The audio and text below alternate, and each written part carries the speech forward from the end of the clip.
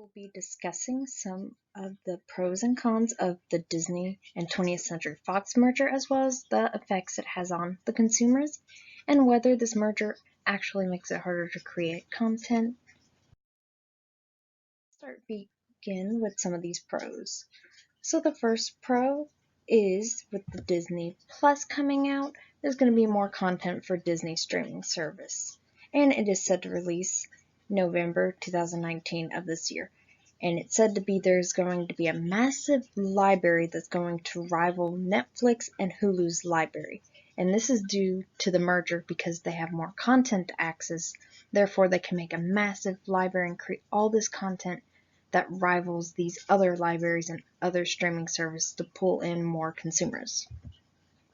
The next pro that a lot of comic book fans are looking forward to is the merging of different universes. X-Men and the Marvel Universe.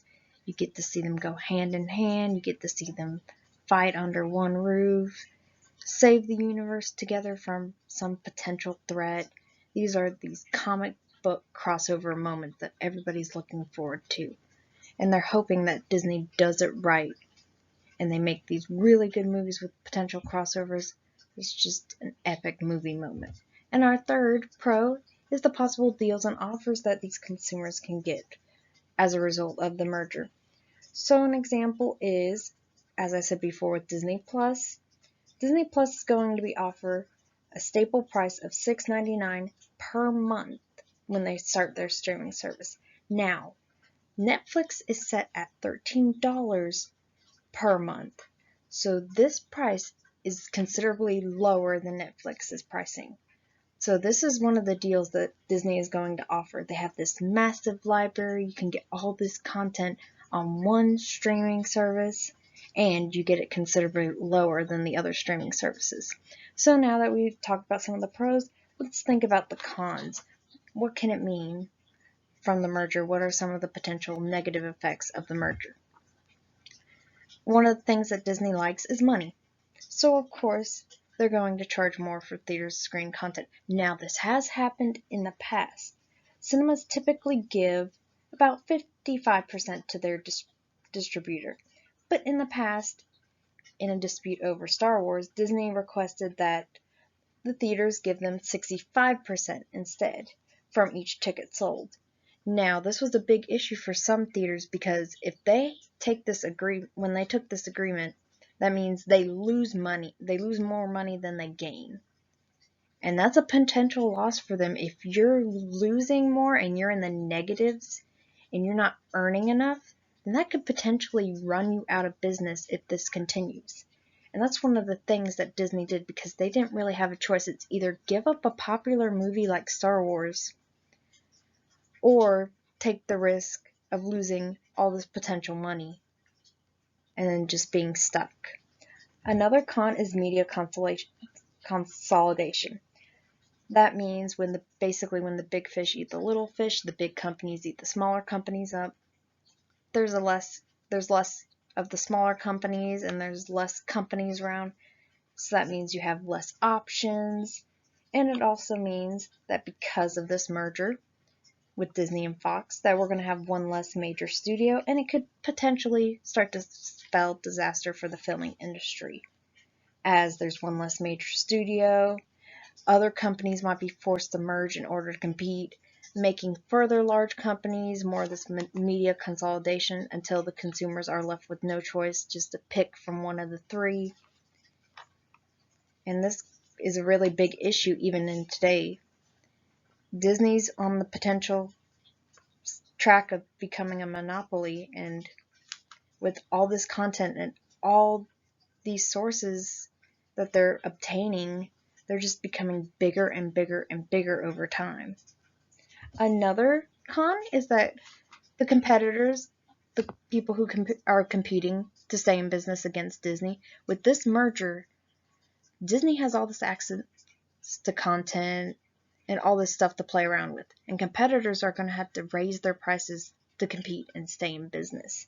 And that's a huge issue because if Warner Brothers has to spend X amount of dollars in their budget and they're still not making enough, then that means, oh, we're going to have to raise our prices, that means we're going to have to go to the theaters and ask them to give us more for ticket prices. And that in turn is going to hurt them because they're already struggling already. And that's not good for the business, because if these competitors have to continuously raise their prices just to compete and stay in business, but they still don't make ends meet, then they're going to be forced to either combine or they're going to fall under completely. The last con, which I personally think is a major issue, is downgrading Fox's mature content. Now we know Fox has all that mature content like Deadpool, for example, and The Simpsons. So Disney's known for being PG and having all this family-rated content.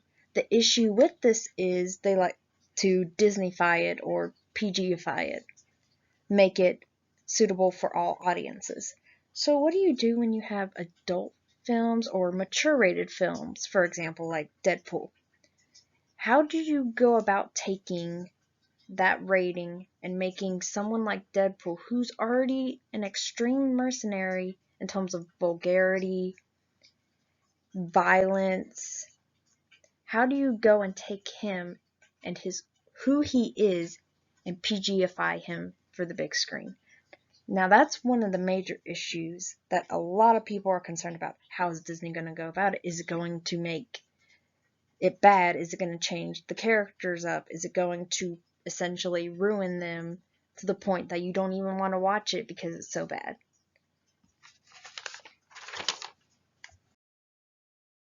And now we are going to talk about the effects on consumers. So what does it mean for us? What does this merger spell for us? Does it spell disaster, good deeds? Well, let's talk about some of that. The first one is, as we have discussed earlier, theaters are going to have to raise their movie prices, show Disney movies, and some are going to not be able to afford it. It's either they're going to have to continuously raise their movie ticket prices with concessions just to show Disney movies, because in the future they might not have another choice. They might just have to. It's either take that or lose a potential revenue and a lot of people that are coming in. And some of these smaller theaters can't afford it.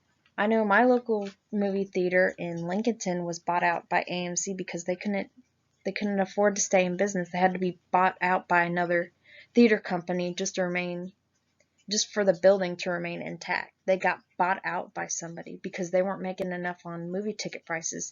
They're showing all these big name Marvel movies, but they just didn't have the money to continuously keep their name and keep AMC from buying them out.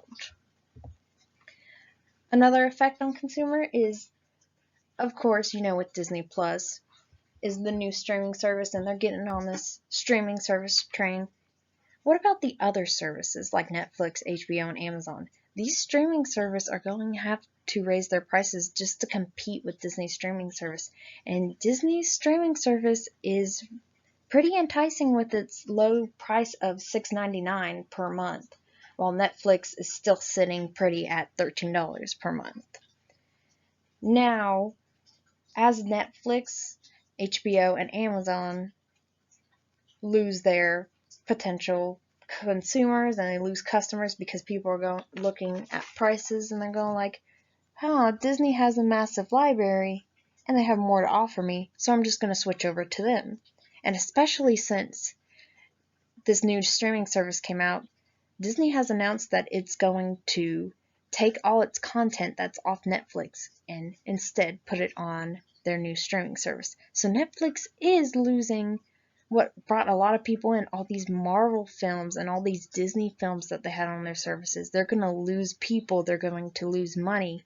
They're going to have to raise that staple price up to that $13 up to $14 and then $15 and then probably ridiculous $20. Either that or just fall under as a result, or try to merge with some of these other streaming services. That's their only options, as Disney's streaming service is going to try to dominate them until they're just forced to fall over. Another one effect is that Disney, as I said earlier, is pulling all its content off Netflix. So you can't watch Captain America anymore on Netflix. You're going to search up Captain America and it'll just say, sorry, we don't have it. But would you like to see these other films instead. And every time you search up for Disney, it'll probably say, sorry, we don't have it. Would you like to try these other related films instead? So that's one of the effects. If you are a lover of Netflix and you watch all your favorite Marvel films and all these old Disney films on Netflix, you're probably going to be in for a big shocker once Disney Plus is up, as they pull everything off of Netflix.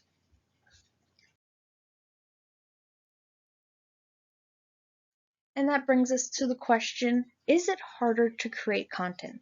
Now, this depends on who you're asking. Disney.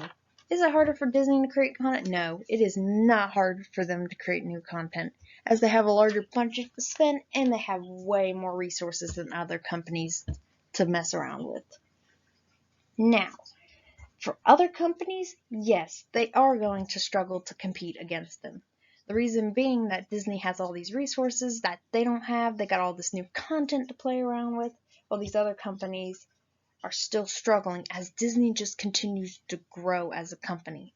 They just continue to grow and get bigger, and they get more money, and they obtain more property, and they obtain more companies, and they continue to merge and just grow and get all this revenue. And other companies, all these little tiny companies that are trying to compete, they're going to struggle just to be on par with them. And another thing is Disney has all this freedom to test the waters. They could make a movie that fails and still be okay with it and go like, well, this idea didn't work, but we still made some money. So let's try this again. While other companies, if they bombshell with a movie and they're already struggling as a business, this could spell potential disaster for them because they don't have the money to just throw around and, oh, if it doesn't work, we can try again later. No, they would have lost a big chunk of money, and that would have affected them as an industry. If they lose too much money, then they'll be forced to go under or be bought out by bigger companies like Disney. So as I said before, these other companies like Paramount Pictures, Columbia, Universal, Warner Brothers, they'll need to spend more to be up to par on Disney. So that means they're going to have to be up to par with Disney's large project. Disney does this large project with all these special effects.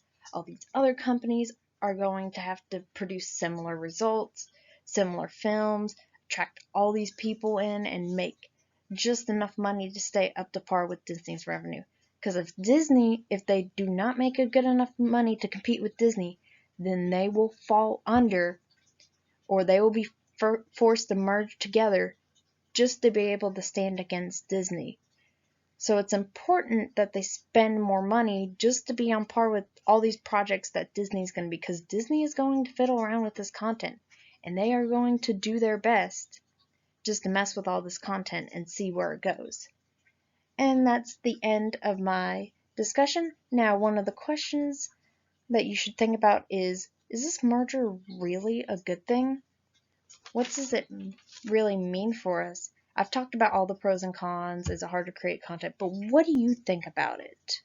Do you think it's a good thing? Do you think it's a bad thing? It's just something to think about as you look through the other Wakelet links I have posted down on my Wakelet